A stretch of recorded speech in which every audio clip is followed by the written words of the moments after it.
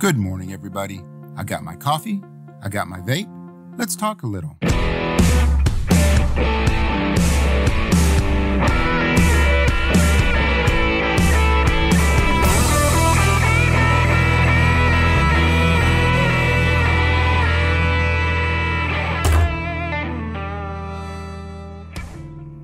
One of my greatest enjoyments in life is laughter. I love laughing, I love making people laugh, I love listening to people laugh. I tell you what, if you are feeling down in the dumps, the best way to cheer yourself up is to listen to a baby laugh. There's no way you can be sad or angry or low if you listen to a baby laugh. It automatically raises you up. Now, because of the subject of today, I'm probably going to have a hard time being funny. It's very difficult to be funny on cue, so I will do my best. So I'm going to take me a big old sip of coffee and see if that helps out. I know what some of you are saying. Phil, I'm just not funny. Well, I'll tell you what, you're probably funnier than you think.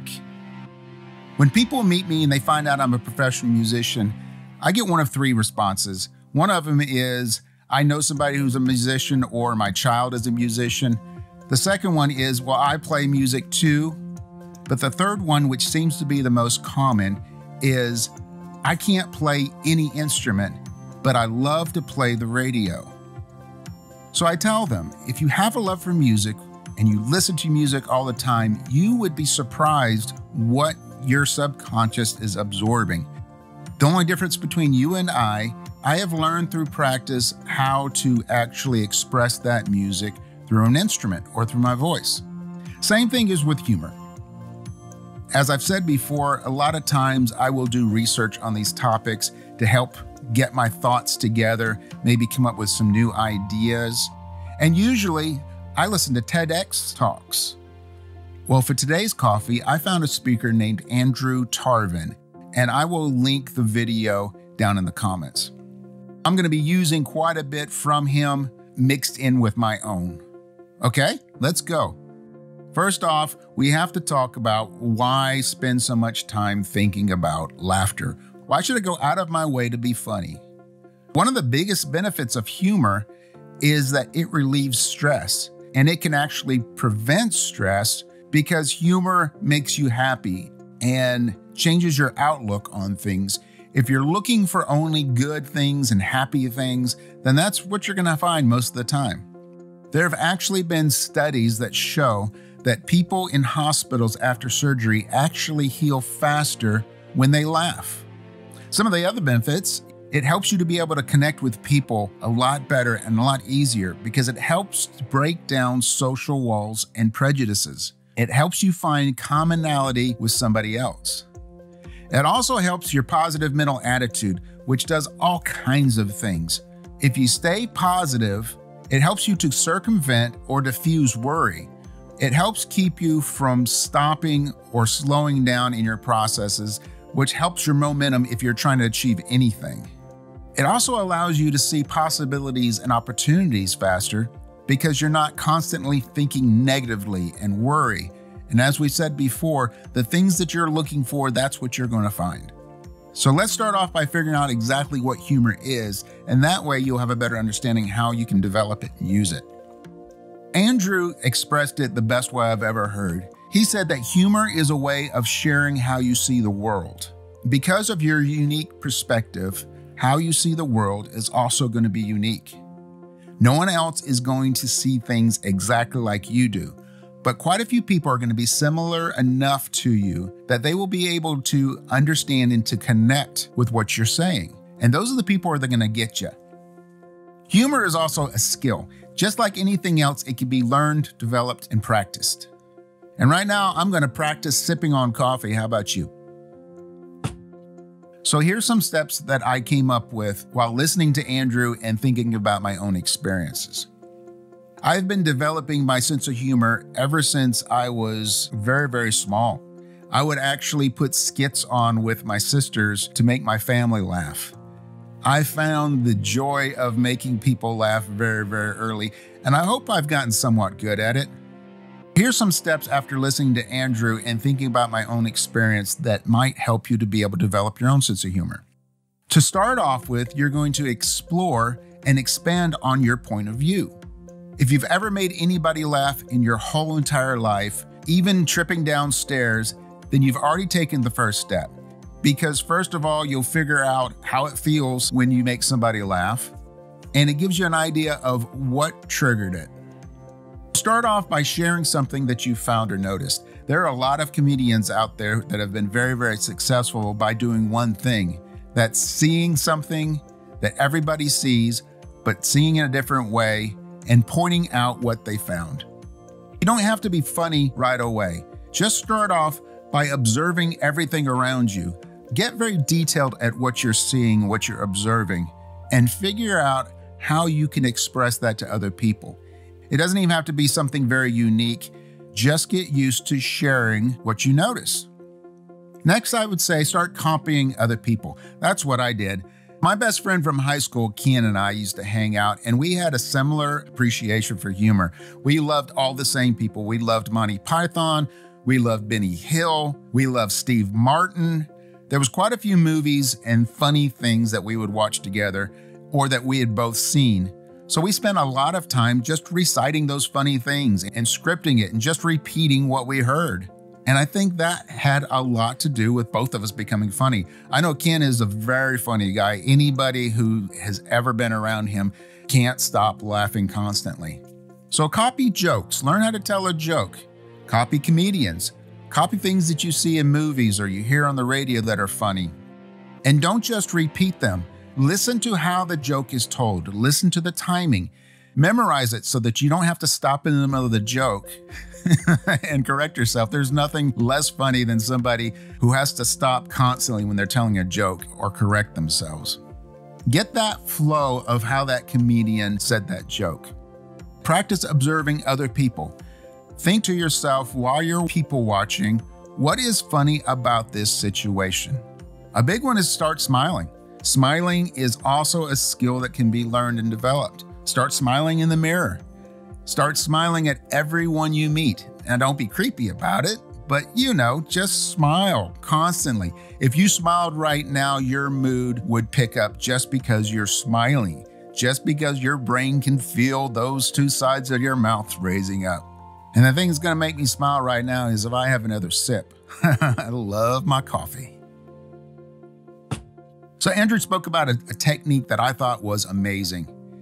It was that situation that we have all been in tons and tons of times. I know I have, where something happens or I have a conversation with somebody, especially if it's an argument, and I leave there and I think to myself, oh man, I should have said that. That would have been perfect. Well, that's your first step in being funny, is that I should have said that.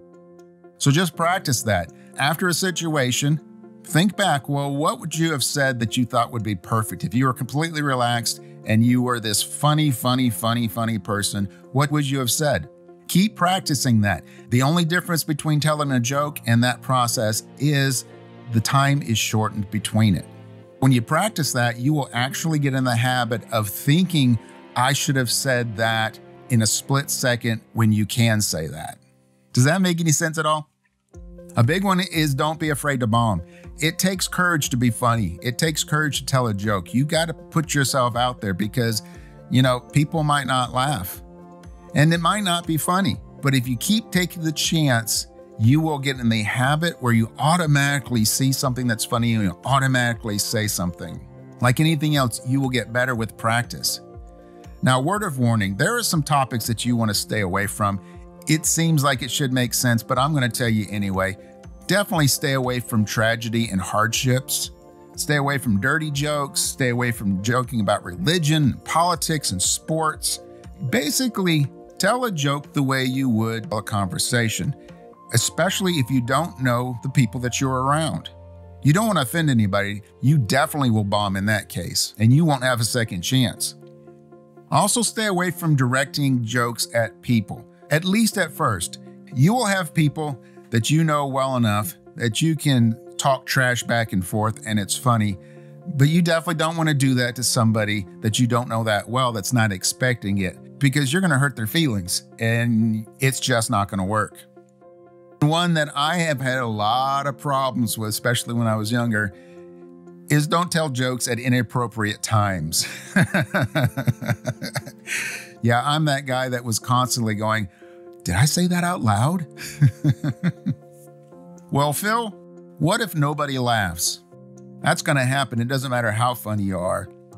Not everybody has a sense of humor. Not everybody's going to get your sense of humor. And sometimes it's just not as funny when you say it out loud as it was in your head. And you know what? The world is not going to end. It's not the worst thing that's ever happened to you. The worst part of saying something funny and nobody laughs is that awkward silence. So don't stay on that silence. And don't try to fix it. Don't try to explain your joke. Don't try to apologize. Just kind of brush it off and change the subject, or let the subject change automatically. It's okay if the other person changes the subject or kind of goes, and then moves on. You know, it's fine. People actually appreciate when somebody takes a social risk like that, and they will let you off the hook if you let yourself off the hook. You can even practice changing the subject. I've probably put as much practice into changing subjects as I have in telling funny things. One thing that I figured out that helps with that kind of thing is to talk about the elephant in the room. I actually draw attention to it. It's counterintuitive, but you know what? It kind of works. I'm the first one to say, oh man, that wasn't funny at all. You know, people forgive quickly. They really do. I think I'm ready for one last sip. So just remember, you're probably already funnier than you think, and you may be hilarious. I know lots of people that are good friends of mine that are funnier than I am. I had a great time one time. Myrna and I were invited to dinner with a new friend of ours, and she brought along a friend of theirs. And because Myrna and I don't watch cable TV, we haven't had cable for a long time, we were actually having dinner with a very famous comedian that I'd never seen before. What I usually do when I find out that somebody I'm talking to, especially if they're brand new, is also a funny person, is I will get in kind of a joke battle with them. It's not an obvious thing. It's just they tell a joke, I tell a joke. It's a conversation, except it's a conversation of jokes. Well, I did that with this guy and I went full force. And every time he laughed, he kind of got this weird look on his face like, does this guy really not know who I am? So it actually came up that I didn't know who he was. Then after that, every time he laughed, it just made me feel even better because I know this guy knows humor. So just keep practicing. Don't be afraid to take risks. Just baby steps, keep practicing. You're gonna be funny. You're probably already funny. And it's gonna actually help you in life. Is it gonna be life-changing? Yeah, maybe. But one way or the other, you're gonna enjoy your life a lot better. Well, Myrna and I are going on vacation for a couple of weeks. We're going up to the mountains. We do that a couple of times a year. This year, I had to miss the first trip, so I'm really looking forward to it. I am planning on having a cup of coffee with Phil's in the can that I can schedule to go up while we're gone, but I'm not sure between now and then if I'm gonna have time to do it. So if I don't, please bear with me. Know that I'm having a great time and I will be back refreshed and hit the ground running. So if you're new to my channel, take a look around. I talk about a whole lot of different things. I hope you can find something in there that you actually enjoy. And if you do enjoy it, please consider liking, subscribing, and sharing this with a friend. I really appreciate it.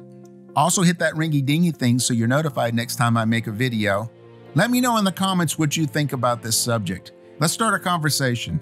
And as always, no matter what tune that life plays you, even if it's a funny tune, always find your groove. Thanks for hanging out with me and having a laugh, and I'll see you next time.